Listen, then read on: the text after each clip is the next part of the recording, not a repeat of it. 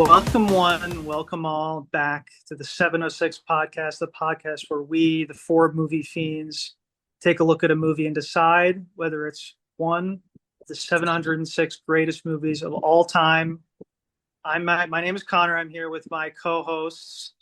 You guys can please introduce yourselves. Let's hear it from, and if you would like, you may, because our episode today, you can also add a film noir style, sort of like brooding opening remarks, like a first person, like she walked in the room, like a whatever you want to do. Just riff on that. Let's go, Kirk first. I know you got one locked and loaded, Kirk. Uh, she opened the security case at the Walgreens and got me my Dove Men Plus bar. And she asked me if I was going to pay credit. And if so, if she could enter her CVS rewards number to get some extra points for herself. I said, fine. Little did I know she had entered the date of my death Oh my in God, the system. All right, that's this it. is a true modern noir. How about Anthony? Anthony. Okay, and how about Tony?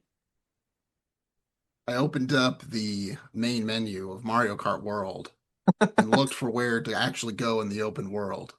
And it took me a surprisingly long time to find it. And when I finally did, I stopped and asked myself, why? Tony. Yes, we were just discussing, unrelated to our film for today. We were discussing the merits of Mario Kart World for the Switch 2. I think these guys are suckers for getting a Switch 2. I'm waiting for a while. You guys can have the first the first generation brick on you and shit. My Switch, my original Switch, like bricked on me. So, but then again, I will say that I'm going to be jealous to not play Donkey Kong Bonanza pretty soon. So who knows? There may be a Switch 2 in my near future. But okay, guys, we are discussing for today 1946's The Postman Always Rings Twice. Very easy title, really rolls off the tongue. One of our greatest titles, I'd say. I'm just going to refer to it as Postman, though I probably won't have to keep referring to the movie as we're discussing it because it is the movie that we're discussing. 1946, directed by Tay Garnett. This is a studio picture, MGM. And this is what you might call a film noir. As I would like to discuss a little bit today, it's funny because this is really kind of a follow-up, and I think I introduced this as a bit of a follow-up to Double Indemnity, a movie that I also suggested for the podcast. And in fact, this movie really was a kind of follow-up to Double Indemnity in real life. Different studio, different director. But both based on books by James M. Cain, one of the kind of the famous hard-boiled, writers. These kind of crime stories that end up becoming sort of the basis of many of the movies that we call noir. James M. Cain wrote this book, and wrote the book for Double Indemnity. And in fact, there was really an attempt to sort of like capitalize a little bit on the popularity of Double Indemnity, which was back in 1944, with this movie. And but I think despite having some of the hallmarks, it is a little bit different. I definitely need to hear from Anthony, who has read more of the book. I've read some of the book, but let's just hear for some first impressions from you guys. I'm really curious. How did this feel on your watching of it? Again, we're thinking about these movies. Like, did these movies? This is a movie like this old. Does it speak to you? Is it more of a sort of a period piece, an object of fascination? How did this movie make you feel, and how does it compare to Double Indemnity? I'd be very curious to hear how you guys might compare it. And I would like to hear from Tony first. Oh no, put me on the spot. Okay, all right. So I had seen this once before, I think at Connor's recommendation a few years ago now. And I remember kind of generally liking it. On this second watch, I will say I compared it somewhat unfavorably to Double Indemnity. I think I got a lot more wrapped up in Double Indemnity. I don't know if and again, it's been a while since I've seen that film. It's ever since we recorded our episode on it. But to my recollection, I think the plot in that film is maybe a little bit more straightforward. Not this plot is super complex, but just in terms of in this plot, there's a number of sort of twists and turns, and there's the kind of this you have the setup where you have our protagonist going to this who's a sort of a drifter showing up at this bed and breakfast where he falls in love slash lust with the wife of the proprietor. You have kind of their affair and their murder plot, and then the movie kind of becomes a courtroom drama for like a half hour, and then you have their marriage after. There's these distinct sort of segments in this movie that I think give this movie some of its identity and some of its flavor, but also kind of didn't to me. It wasn't as enjoyable of a, I guess, of a story that got me kind of sucked from beginning to end the way that Double Indemnity was. To me, this movie, like my main takeaways are like individual moments or individual scenes that I thought were kind of impactful. I love the scene, for example, where they execute their murder plot against Nick, who's Cora's husband, Nick Smith, who is sort of this kind of bumbling, affable alcoholic. Seems like a pretty nice guy. He's not like a particularly villainous or unlikable character. He just has the misfortune of being married to Cora, and kind of fall in the path of this scheme.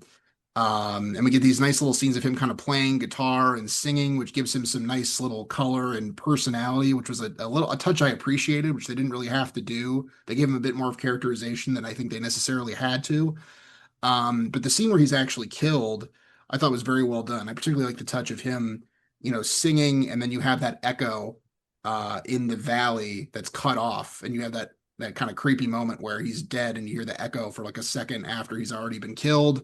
And of course, it's 1946, I believe, so you don't really see anything, you don't see any blood, you don't see anything graphically violent on screen, but the impact is there. It definitely like works, viscerally for what it's supposed to do. And just this sort of twisted relationship between our two main characters, and sort of the way you have sort of the depiction of lust, and then sort of the is there love? Could there be love? How does it exactly work? When they get married in the second half of the film, it feels very kind of actually jarring and strange in a way.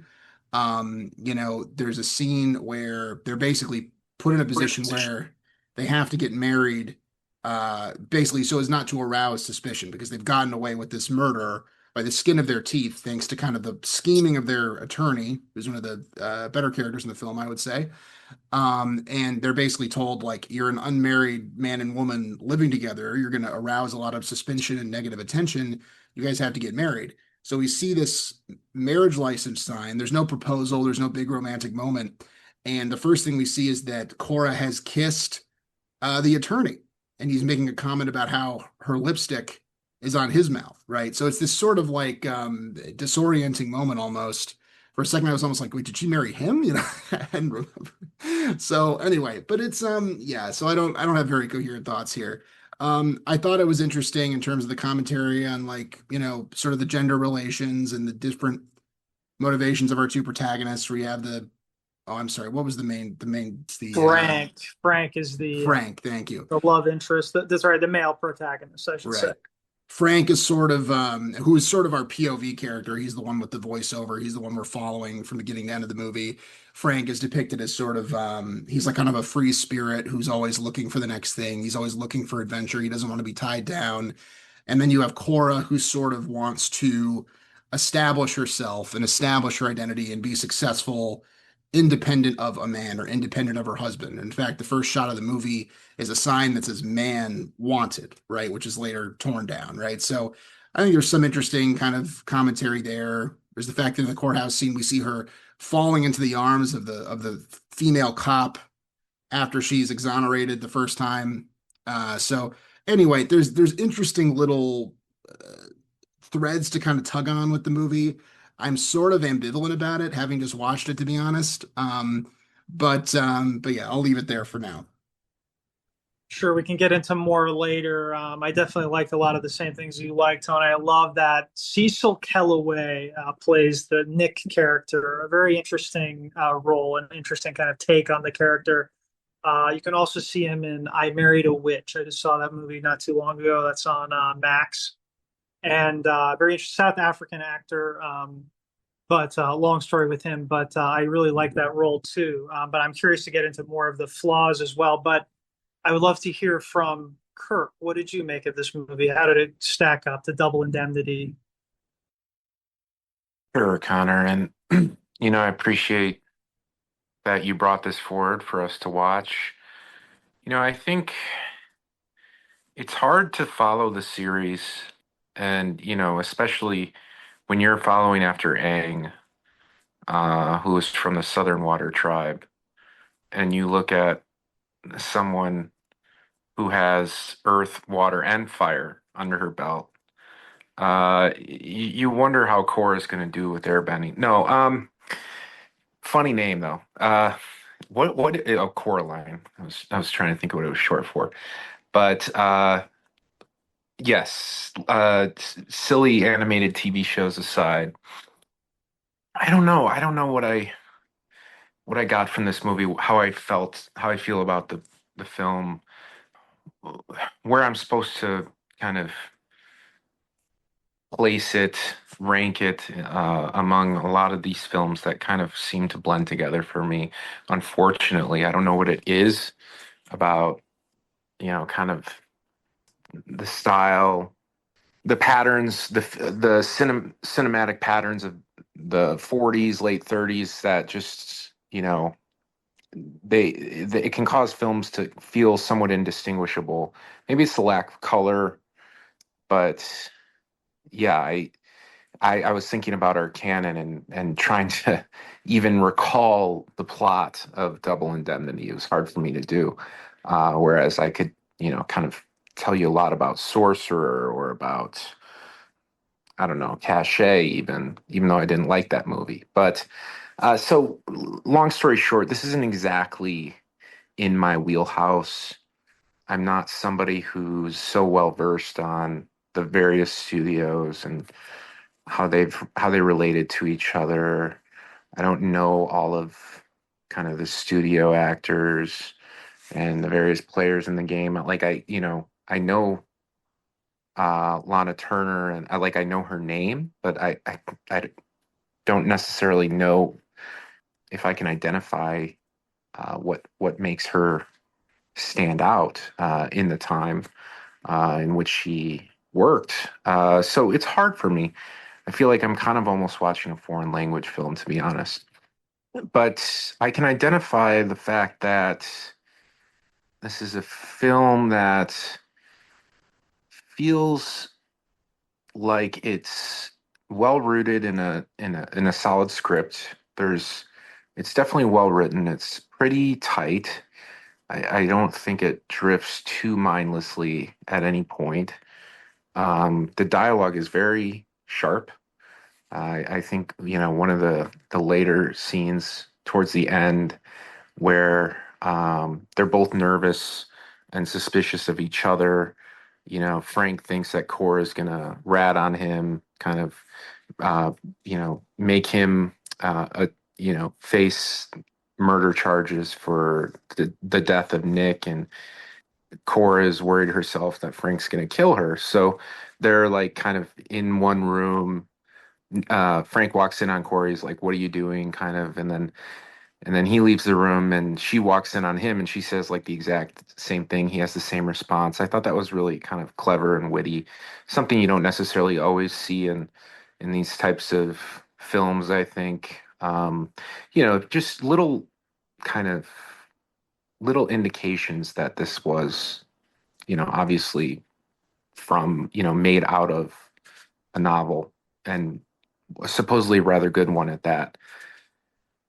So I want to say like mechanically, structurally, it's a solid film. It has a solid foundation from which to kind of build up and build out, but I don't know if it really gripped me in any measurable way. I think the main problem is for me there wasn't enough, and this is what it's kind of like one of my tropes is that I always complain about a lack of build up between characters or a lack of context to a relationship. And it just feels like there's this, yeah, this random good looking man who stops by and he sees this, incredibly gorgeous woman married to this kind of schlub guy, and they just decide to fall in love. There's a couple like cute little flirtatious lines, and all of a sudden they're kissing, and then 10 minutes later, it seems like they're already talking about how they want to murder the husband. It felt a little contrived, I guess. But after you get past that, then the movie starts to kind of cook a little bit. One thing I was just confused by is, so what was their original plan to kill Nick? She was gonna throw ball bearings under him while he was standing in the bathtub. Is that what was gonna happen? I had no fucking idea what they were trying to insinuate. It's not very well explained, honestly. And having read just the start of the book, the ball bearings, which I didn't notice the first time I watched them because I just kind of tuned it out. Like, what was that about? He put ball bearings into a sock. He gave it to Cora. Cora was able to get into the bathroom without arousing his suspicion. Then she was going to hit him over the head, basically, like, unexpectedly, and he would die in the bathtub. But that's foiled because as soon as she hits him, Hmm, she can't finish the job because then the lights go out and then she kind of chickens out is the idea. But I you're see. right, it's not really explained at all. We never see the ball bearings. It's just this weird scene where he's just holding balls and you're like, I don't know. For me, I didn't get that the first time. Yeah, I didn't. I thought she was gonna make him slip on them like Home Alone style, Yeah, yeah. micro machines. But no, so that kind of took me out of it for a minute. But yeah, I think it was a little disjointed at the end, and I know that's kind of by design, right? This relationship was, fraught from the start. It's these two people who are kind of deceiving each other in certain ways, though I feel like Cora's character is quite earnest throughout. I don't know. You have to kind of dissect her relationship with Nick, and I feel like that will give you some sense of her motivations later on in the film. But obviously, Frank is just a little bit amoral in a certain way. He's just, kind of ambitious and, obviously a little bit of a womanizer, but, uh, she repeatedly tells him to leave her alone, but he doesn't really listen. Yeah, so I think it's kind of one of those things where it's like they deserve each other, right? Like they're kind of bound to their fate, and that's where the whole postman analogy comes in. I can appreciate, the loose ends, the strands are tied together neatly at the end in the prison scene. Feels like a little bit, I'm trying to think, like the end of, was it Leave Her to Heaven? I think that movie also ended in a prison, but so there is a sense that we've been here before, right? That we're talking to someone right before they go, kind of atone for their actions throughout the film.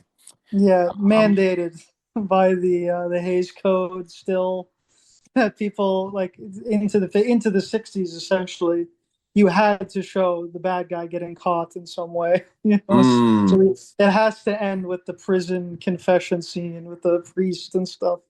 I'm not yeah, sure how true they had to do it, but that's why that's a trope, is because yeah. of like the censorship and the mores of the time.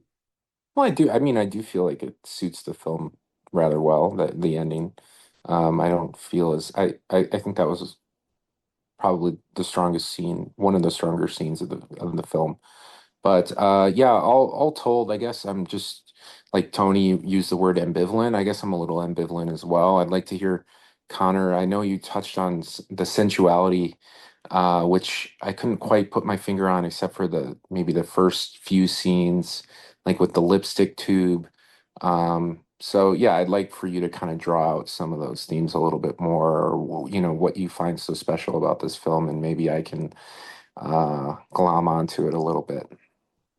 Well, I suppose, Kirk, you're asking about what I thought was the most erotic scene in cinematic history that I teased last time.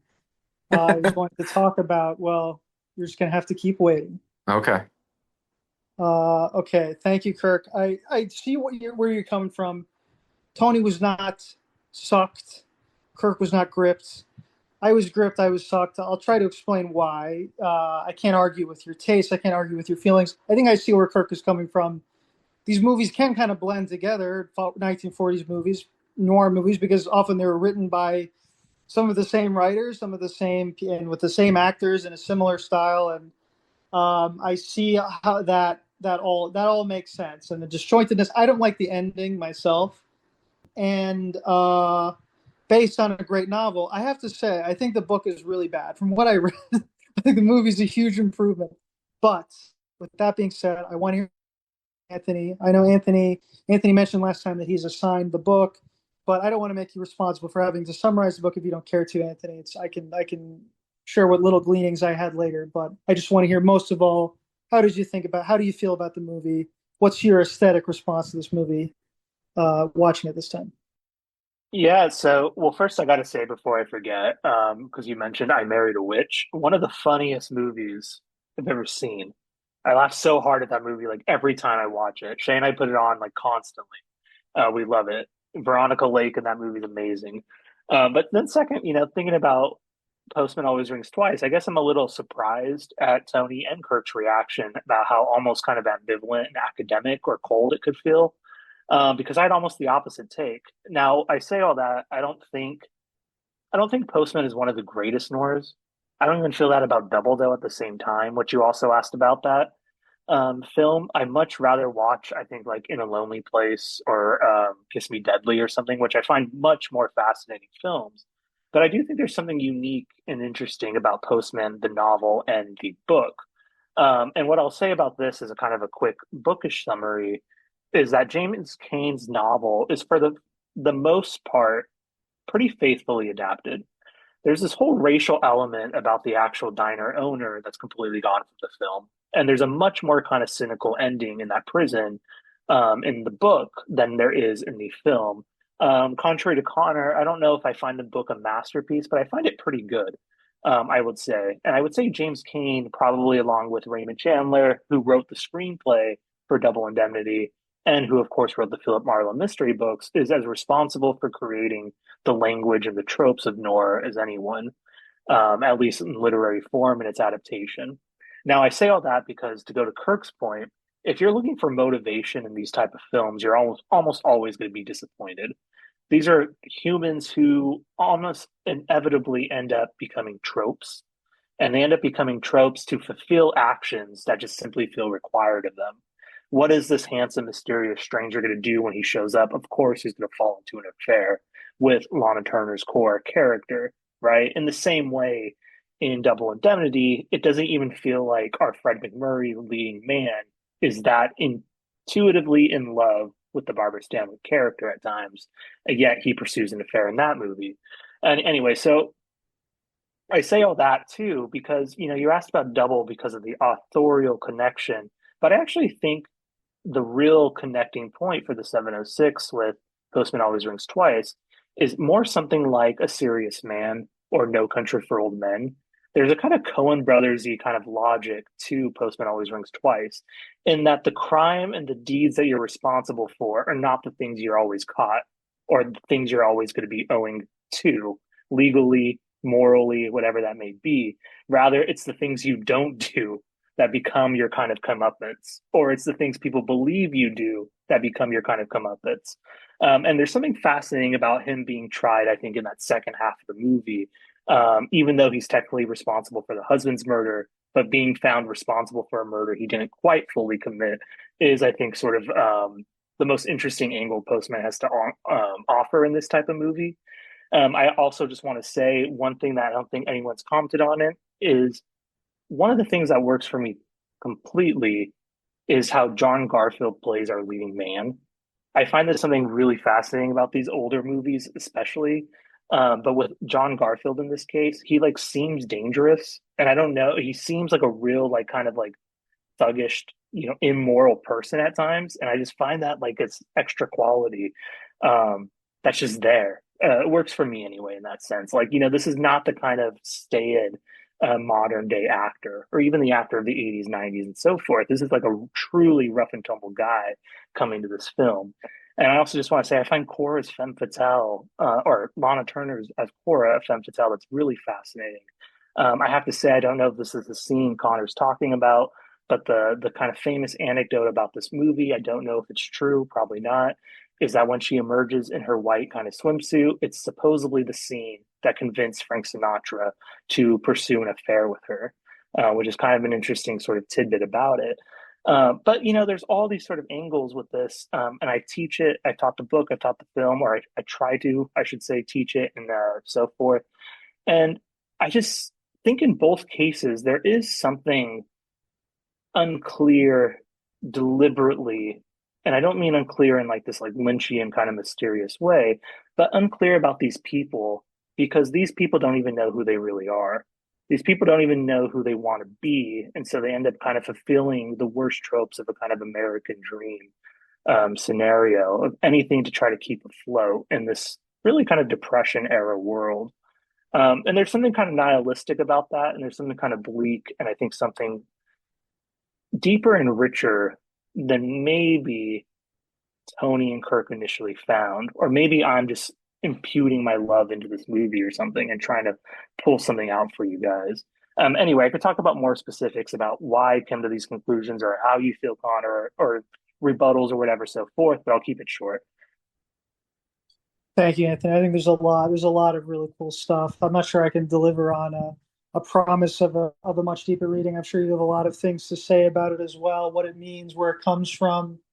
But for me, just to follow up on what all of you said, I mean, for me, I do feel gripped by this movie. I feel like sort of like taken with it. I think I find myself from the very get-go when John Garfield arrives at the house.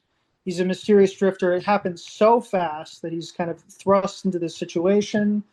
And yeah, like it's a tropey thing, of course. He sees the beautiful woman. There's like this meet cute. He's the horny man who's been on the road. It's all so obvious what happens. He's aggressive. She's resistant. It's all very tropey, problematic in its tropiness too. But you know, there's something about it, and there's something the way that it proceeds with the snappy writing, which I will say, kind of is not in the book. I mean, maybe Anthony will disagree with me, but like the dialogue is almost completely rewritten from the book.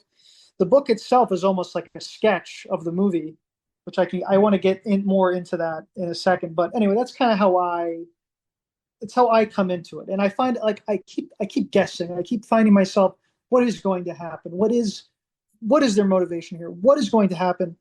Who is going to do what? How does she really feel? I think having seen Double Indemnity or being familiar with the book, you kind of wonder, is she going to double cross him? It seems at one point that he's going to double cross her, or he kind of accidentally double crosses her. He plays with a lot of these tropes. Kane does, but I think that the writers do an even better job playing with these tropes, kind of oozing out the sort of like the juice here, the tension that makes it compelling to watch. And I have to say, the movie, I think, kind of as Kirk mentioned disjointedness. Maybe he wouldn't agree with this, but like the movie is kind of like rambling in its incidents. It's kind of one thing does not necessarily lead to the other. It kind of does in a way, like, okay, they commit the murder, but there's this kind of awkwardness of like they try to commit the murder, they don't, they have to wait. There's always a wrinkle, something goes wrong, something unexpected happens, something goes wrong, and we're kind of kept guessing as to what's going to happen next. I think that a figure of the lawyer, Lana Turner, sorry, that is Cora's lawyer, played by Hume Carnan, I believe is his name. You never will see him. I've never seen him in any other movies, but very scene stealing, very amazing performance in this movie. You keep guessing, like, what is he on about? What is he doing? You know, I find myself just kind of so like kind of taken and sucked into the kind of the tension of the movie. These questions, and I'm kind of along for the ride. I feel myself inserted into the story now. You know, and maybe there's an element of like a lurid fascination. You know, I'm not saying this is like a highfalutin, like I'm like have some great intellectual reading of the movie. No, I think the movie's working on that level of I'm sort of inserted into this situation. Now, if I can, I just want to give a little tiny spiel. I've already given a whole spiel about my reading of the movie, but but like about how I react to the movie to kind of react to you guys. But I just want to give a little spiel. It's kind of something interesting about this movie and its relationship to Double Indemnity. So James M. Cain was wanting to write for Hollywood. He kind of had floated scripts around. He already was a writer, I believe. He wrote novels, but he was trying to write in Hollywood. The Hays Code came around. He couldn't. His scripts were rejected. He wrote Postman, sort of in reaction to that, making like a dirty kind of novel that was kind of what he wished he could show in the movies, but he can't anymore. Then much later, he writes Double Indemnity. Double Indemnity gets picked up, made into a film by Billy Wilder and Paramount. It creates a kind of trend. They want there to be a follow up to this movie after a whole discourse of kind of finally censorship is being relaxed slightly during the war. Then, interestingly enough, they do pick up this movie, and it creates a huge like media frenzy. Like, oh my God, they're going to make this. This is the really bad, naughty novel. Like, it's even worse than Double Indemnity. It's going to be like, wow, what a crazy thing this is going to be. And in the kind of news cycle around these two movies, it's actually kind of the origin of a concept of the noir movie, which was not called noir. That was coined later, I think in 1940, maybe it was 46 or something. It was in France that the term was coined, as you might imagine. But they actually called this movie the Red Meat Picture. That's what they were called, the Red Meat Pictures, because they were sort of like horny. They were sort of illicit. There was blood. There's blood in this movie, for example. It appeals to kind of the base passions and the animal instincts and this kind of thing. It's red meat, and it's not for kids, you know. And we actually see in the movie one of the first images is of a burger sizzling as Frank first sees Cora. There's a burger that's been left on the griddle and is just sizzling and burning. As kind of as a reference to that, like, here's your red meat, like, you got it. And anyway, I just found that kind of interesting. But I would like to talk about, I'm curious to hear from Tony if you can pick up on and elaborate. You kind of mentioned like your positives. What about the sort of negatives? Do you kind of align with Kirk on what his negatives were? And what do you have to say to what Anthony just said? I'm curious. I think in terms of the general vibe of my feelings of the movie, I was pretty much in line with Kirk, and I think you actually put it well when you said the movie's rambling quality, I think is what alienated me compared to, again, Double Indemnity. And I think that that's the thing is like it depends on how you frame it, right? If you're gripped by the movie and you're on its wavelength and your eyes are bugging out of your head at the erotic power of every scene, then the rambling quality takes on this sort of interesting intentional quality. I'm being facetious a little bit here, but but no, but I think that if you're not already keyed in the rambling quality, there's a reason you're not taught in screenwriting class to write a rambling screenplay. Now, I don't doubt that there's intention behind it, and you can read things into that, but I think that was the main thing that sort of because I remember feeling like as we get into the kind of the courtroom material, which is actually on its own quite strong. What was it? Hume Schmegee? What was his name? Hume Schmedlin? Hume Carden, I believe. Hume Carden. I mean, he was great. I mean, he was one of the highlights of the movie, and I was watching it, kind of as an attorney, like this guy's a terrible. You cannot do this. You cannot do any of the stuff that he's doing at all. But he's very fun to watch, and I do enjoy his kind of disdain for his clients and the idea that he's kind of playing the cards close to the vest. Like all that stuff was good. But then I'm looking at like the runtime, and I'm like, there's like an hour left in this movie. I'm like, what's gonna still happen? And then they kind of get off, and it just there's a I think I never quite got out of that feeling of like I felt kind of unmoored because I'd forgotten a lot of what had, it's been a couple of years since I'd seen it. I'd forgotten a great deal of it, as often happens, unfortunately. But I think I felt unmoored. I felt like I wasn't quite on the movie's wavelength, and I spent a lot of the runtime kind of waiting to see what the design was, waiting to see what the picture was, the full picture was kind of going to be. And I was kind of looking for things. I was looking for angles. I was looking for sort of a handhold in the edifice of the movie to kind of grab onto, which is why I cite these kind of discrete moments of things that were kind of interesting, or the start of a reading, or the start of something. but I was never able to kind of cobble those together into a kind of a grand reading or an emotional response, which is a very, very long-winded way of saying I might just not have vibed with the movie. But that's kind of where I think that's how I kind of feel. Now, as for what Anthony said, though, I really like that idea of the characters not knowing who they want to be, so they kind of feel compelled to play these roles, these tropey roles, and embody kind of the worst versions of the American dream. I think that is definitely has some potential there. I could be persuaded that that is kind of what's going on. But that's not a conclusion I necessarily would have come to on my own from having watched the movie. So anyway, that's kind of those are my general thoughts, I would say. Thanks, Tony. I mean, I would like to say that it's hard to put like a words to like what we don't vibe with. Like, but I think you said in some ways it's the same things I kind of like about the movie. It's that actually not knowing what's going on, I reacted positively to it. Probably for I had other motives. I was locked in on some other emotional level. But I'm curious, Kirk, if you can just weigh in on what, from what Tony has said, what Anthony has said, would you agree that kind of like, is it sort of this rambling plot that has to do with your lack of response, or would you say it's something completely different? I have a feeling you're going to say it's something completely different. No, I definitely do think there's an issue. I mean, it feels almost like a bedtime story that somebody's making up for their kid, and they're like kind of, from the corner of their eye checking to see if the kid's asleep yet. And so they're like, and then so this guy, remember the guy that took the confession? He's actually going to try to blackmail them. And then after that, they decide to go for a swim. Like, why did she? What was, I guess the point of that scene is to get them out driving. I mean, I thought she was going to try to, I think the more effectual ending is to have her kill him and get away with all of it.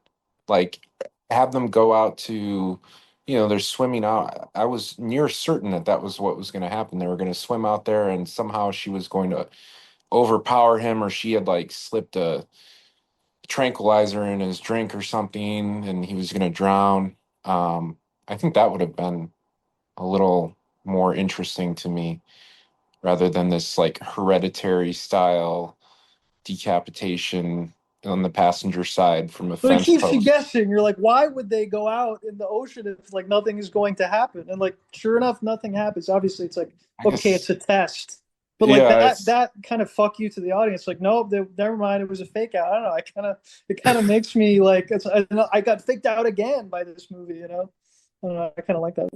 I don't know. I just, there is something about these characters. It's like, somebody was watching from their car and they see these two people swimming out into the middle of, I don't know, the bay, and then they swim back and the guy in the passenger side is asking the guy in the driver's seat, what are they doing? And he's like, no, she's actually she's checking to make sure he fully trusts her, and also to see if he's committed to her. And it's like, what? But so I don't know, Anthony, I don't know if I agree with this notion. I feel like sometimes we attribute these artistic qualities, these very insightful notions to these filmmakers, where perhaps a more frank approach would be to just say there was a lack, like you yourself said, like these. It's a stylistic convention of noirs to have characters who are kind of plucked out of thin air and put into a situation, and their motives are kind of inconsequential to the film. So I don't know if we can then say, well, in this particular film it's bucking the trend and it's actually meant to convey like the listlessness of post-war America. Like, oh, I don't know. It's the same reason I struggled with, if you remember when we did Blue Velvet. I was like, you guys can't just ascribe, you can't just attribute these lapses or these inconsistencies to there being a Lynchian dreamlike quality, which I know that's Just a try and stop me, Kirk. Of course, it was all intentional. Supposed to be that way. Everything you don't like is exactly what was supposed to be. It has yeah, to be like like that's that. supposed to make you feel that way. I don't know. It's a hard argument. It's hard to argue against that because obviously, you never know, and I guess it doesn't matter if it's intention isn't really part of it. But I think it's an interesting read to kind of look at these characters. They don't really seem like they have any sense of where they're going. I mean, yeah, you're right, Anthony. He just starts walking down the road with her earlier in the movie. Like, what? He didn't really think it through. Like, he didn't at least arrange for a ride for them, go to the local gas station, get a ride into LA. They're just walking through, I don't know, modern day Encino or wherever they are, trying to get to LA. Kind of strange. Well, I think if I can butt in real quick, Kirk, on that, Yeah, it's I'm done. interesting I do think that scene actually kind of lends more credence to the intentionality or whatever, because it's one of like many like false starts. I think there's many false starts in this movie to the point that it becomes sort of like a motif. So again, I'm not Mm-mm. saying that justifies everything, I'm still No, ambivalent, but I think that is an intentional I'm not storytelling talking. choice. Actually, in this instance, I'm defending the intentionality because I'm saying that the characters are written as intentionally not very, not very well, I guess, well acclimated to rational thought, perhaps is a way to put it, or just, not very forward thinking, kind of spur of the moment, you know, um, not using episodic memory, that type of thing. I don't know. But I'm sure Anthony, I defer to the expert. This is the layman telling Stephen Hawking that black holes are actually, actually the mole on the flying turtle or something. I don't know. So feel free to override me. No, well, actually, you just reminded me of something, Kirk. Shay and I just watched the new Adam Curtis Shifty, and there's this whole subplot with Stephen Hawking that's pretty, like, actually kind of interesting. Uh, you know, Let me just say two things before I forget. One, going back to your point about the book, and then we'll throw the book aside. You're right, Connor. The staccato Hemingway-esque, more double indemnity like dialogue of the novel is replaced with kind of a more witty exoticism, romanticism in the movie. But there's also this kind of interesting thing in the book in which there's much more of a BDSM relationship that's tied to the violence that's explored in the book and in the remake with Jack Nicholson in the 80s and can't think Jessica Lange, which is funny. Other point about the book, and then again I'll toss it aside, is the book is like 89 pages in my edition, and the movie is like almost 2 hours, which is kind of fascinating to think about the things they like spelled out or dragged out for the movie.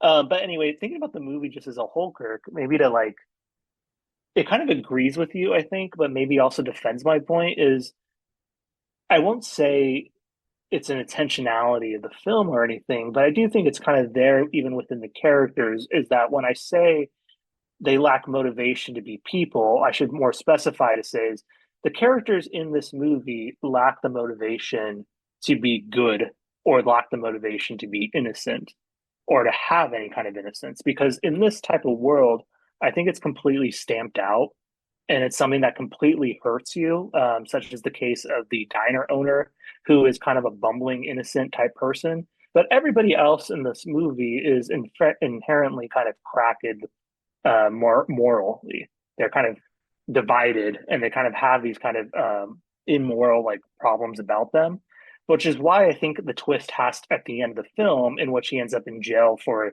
the murder of Cora in a particular crime he didn't commit needs to be done because it happens just after he finally reconciles with her as honestly as possible, when they're willing to settle down, when she is willing to kind of overlook some of the faults for him. It becomes kind of a curious thing that, of course, it has to happen when he's finally willing to put as good of a person as he could be forward. Of course, it happens after everything else, but it adds to a kind of bleakness, I think, that sort of surrounds the movie or kind of gets imbued. I lost my train of thought. On Both my that note, catches Anthony, jumped in maybe for a we second. can maybe we can wrap up, guys, and get on to the recommendation section. But I think there's been a lot of really good discussion. But I wonder, Anthony, if you might quickly vote, and then we can go around again. Wait, Connor, Yeah, real quick, you never told Yeah, us the most erotic scene in cinema history. I will at the Oh, you very were end of the saving it. segment. I'm We have to sorry. Okay. keep the audience on the hook. Okay. And this is a meta yeah. commentary about the movie, which is rambling in its own way. It's long. Anyway, so yes, Anthony, kind of weigh in. I know, sorry, if you feel like there's more to say, you can of course say what you feel, but I wonder if you just kind of vote for us and then we can go around again. No, I don't remember what I voted for Double Indemnity now, but I'll say what I did earlier, which is I don't know if it's my like a top noir from this period. Honestly, I don't even know if it would crack my personal top 5 or 10, maybe even if I were to put a bunch of the ones I could think about from the 30s through 50s. But I think it's a yes. I think it's a pretty solid movie. I think it's well acted. I think it's well done. I think it's interesting. I think it's good. I think I vibed with it in a way Tony did not. In a way Kirk didn't. But yeah, I'll give it a yes. The very backhanded yes, not even top 10 noir movies. But I'll take it. I'll take the pity, Anthony. And yeah, obviously, I knew you would have some appreciation for this movie based on that you've taught it and stuff. So, but I'd love to hear from Kirk now. Here's what I'll say, and this goes to show that either I am developing, early onset dementia, or I just cannot distinguish these films. What was the movie where there was this guy, he was married to his wife, and I think he became abusive. He like basically had a mental breakdown. I don't know if it was fueled by alcohol. I think he like bought her a dress. Bigger than life. Bigger than life, thank you. This movie is better than Bigger Than Life. That's what I'll say, but it's still a no. Sorry, Connor. Okay, well, thank you for that. Thank you for that, Kirk. At least I have something measurable to compare it to. And how about Tony? Oh boy, it's been a while since I've been in this position. I will say that I have, as typically happens, I've kind of warmed up to the movie. Connor and Anthony have kind of got the gears turning a little bit as far as some of the things they see in the movie. I can see more of kind of the design that maybe I was missing before. But at the end of the day, but it wasn't like a eureka moment or anything. And I have to go back to my subjective experience. And I think I got to go with soft no. I don't hate this movie. I don't particularly dislike it, but it didn't ring my bell. It didn't do it in the way I was hoping it would. Fair enough, Tony. It felt like a soft no from the beginning, so I totally understand. I wouldn't want you to sway your opinion totally the other way. Yeah, I really like this movie for the reasons I mentioned. I think there's parts of it I don't like. I don't really like the ending. It's weirdly kind of hammy and sentimental. And sometimes Lana Turner is seen in the jail. She's like acts very badly. Other times I think she's very good. And sometimes it's kind of hard to tell. Is it good acting? Is it bad acting? I'm not sure. But I think mostly she has a great performance. But there's some moments where like it's just very off. But of course, you're wondering what was my number one cinematic erotic moment of all time, and of course, it is the scene where the big thug guy gets beer splashed in his face. I don't ask me why. That's just how it is. Okay, that concludes our Postman always rings twice segment. Let's move on to the section, my favorite section, where you guys recommend movies and I get to choose which one we're going to watch for next time. Who went least recently? Oh my God. It was Kirk with E.T. Okay. Kirk with ET. So Kirk, who goes first? Or who goes second or third? I think I'll go first, Okay. and I will have Tony go second, and Anthony go last. Wonderful. Okay, take it All away. right. So, just kind of scrolling through my options here. Yeah, I know I have to choose. So, I guess, you know what? I'm just gonna go with, what is this? The 1985 John Hughes classic, The Breakfast Club. I haven't really done much from the 80s recently. I think, okay, we did ET, right? ET was the 80s, or was it like early 90s? I can't remember. Wasn't it like 87? Or was it even earlier than that? It's like 83 or something like that, right? 83. 82. Okay. So I won't push that angle too much, though it is true. It's kind the 80s are kind of an underrepresented decade, I feel like, in our canon. Um not coming of age, like teen, I don't know, exploration movies. I guess it's a coming of age film, an earnest glimpse into the lives of suburban youth in what, like a burgeoning post-industrial America, or postmodernist America, I think could be quite interesting. I think we definitely could go down a number of different tangents with this film. Maybe contrast it with our own experiences of high school and of youth and adolescence, and also the kind of the sense of nostalgia that seems to have kept this film in the zeitgeist a little bit, and how that's, almost in a, who am I trying to evoke when I'm talking about hauntology? Anthony, help me. Mark Fisher. Yeah, like a Mark Fisher-esque necrophilic relationship to adolescence and nostalgia in the last, I don't know, 2 decades, and I think it's only become stronger and more fervent. So I feel like there's a lot to talk about here, so I'll just leave it at that. It's a very good choice, Kurt. And who's next? Yeah. So I'm gonna go with a documentary. This is a movie I just watched, 1994.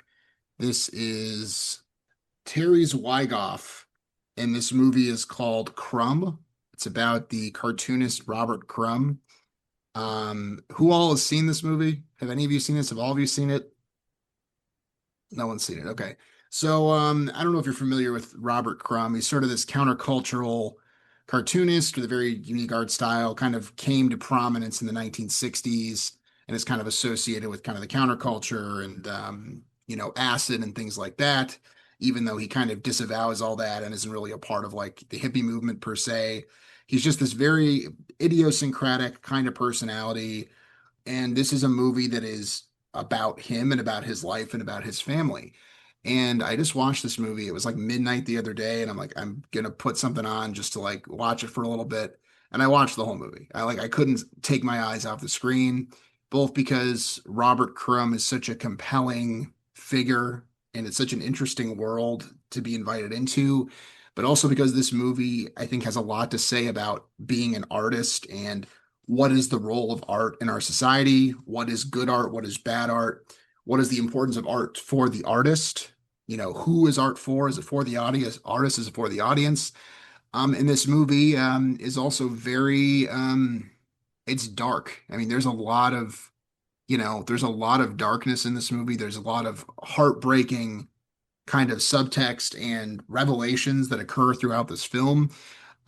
It's one of the best movies I've seen about being an artist and the role of art in the world and about trauma and about family. And it's a really haunting, kind of beautiful movie about a very unique figure in kind of underground art and culture. And I just absolutely loved it. A very unexpected choice, Tony. Very interesting. Let's hear from Anthony. Yeah, so I was saving this movie, I think, for Tony, but it's the last movie I think I've seen in the last couple months that truly, I think, moved me and shocked me and disturbed me.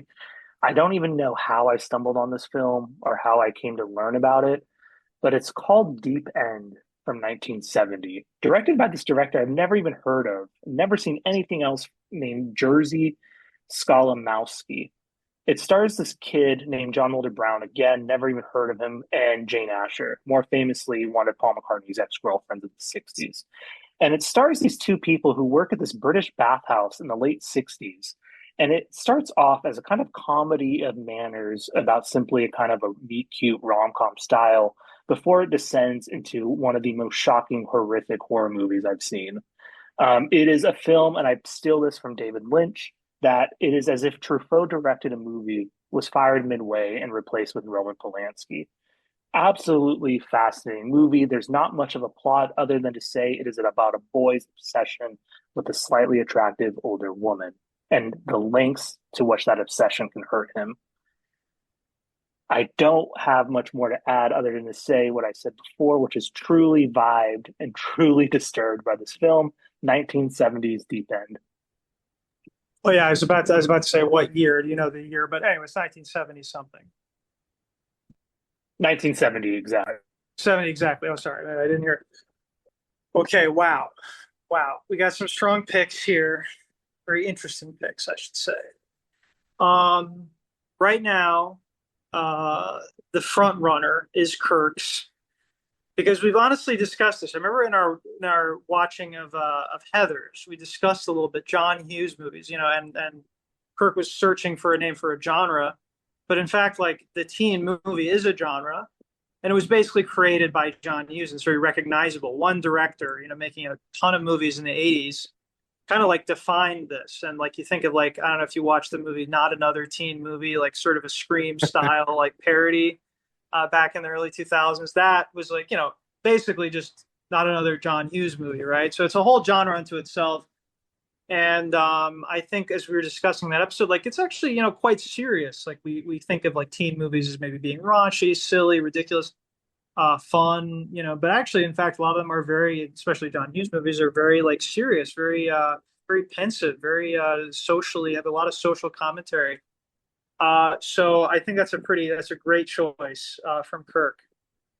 Crumb, Tony's going to have to do some damage control here. Not damage control, but he's going to have to work overtime because I do know a little bit about Crumb. I maybe know some of the trauma and personal allegations that apply to him that may be revealed in the documentary. He's a character that I find actually very fascinating. I find him really interesting, but I feel kind of worried, kind of sick at heart sometimes when I read about him or read his comics. There's something a little bit like off to him. There's something, certain things about him that he actually did were repugnant and stuff like that, more than repugnant. But I'm curious how Tony is going to, for someone who, let's say, I have it in my head to hate R. Crumb, what would he say about why I should watch that movie? Now, what about Anthony? Anthony, I have no idea what the hell Anthony just described, but I have to say the pull quotes were very like where he was firing on all cylinders. He's bringing out the big guns with the Truffaut. Lynch saying it was like Truffaut and Polanski made a movie. That is pretty nuts. Okay, guys, I want to hear some rebuttals. I guess we'll go in the normal order. I guess that's just how it goes in rebuttal. So, Kirk, bring it on. You can see we've gone in different directions here with our nominations. I think it's okay for us to recognize the value in the tried and true. I know this. I've kind of been the populist of the podcast for quite a while, for since its inception with Spice World. Arguably the highest grossing film of all time. But I think there is a lot here, and one of the things that really does interest me about this film is how we are coming to a point where a lot of the cultural landmarks or signifiers in this film are becoming so foreign to the current generation of youth, so as to make us start to question our own age. And I think there's just some interesting internal processes that might take place, and then through our discussion that would bring out some insights. But I won't disparage the other films. They sound interesting enough. The one by Jack Mehoff or Zweihoff, that sounded good. But uh, sorry, just had to get in one dick joke. But other than that, I think you got some good choices, Connor. Very diplomatic, very gentlemanly, chivalrous Kirk. Let's hear from Tony, who I've given by far the hardest task. I know it's like the worst person to pitch to. It sounds like you're uniquely predisposed to reject it. As far as the other ones, I've seen Kirk's actually relatively recently, or like in the past year or two. It is the John Hughes film I find least odious. So for what it's worth, but it's a good choice. It's a classic, I guess, and it's good to do those types of movies. Anthony sounded super interesting. As far as why should you do Crumb? I mean, honestly, from what you said, Connor, you might know some things I don't know. I don't, I don't know. Like, I need to look more into. I was just like skimming his Wikipedia. I don't know if there's certain allegations that I'm not familiar with, but, no, I don't know. I mean, I mean, I think to me, like one of the things I gravitate to about this movie in terms of interrogating an artistic kind of persona, we always talk about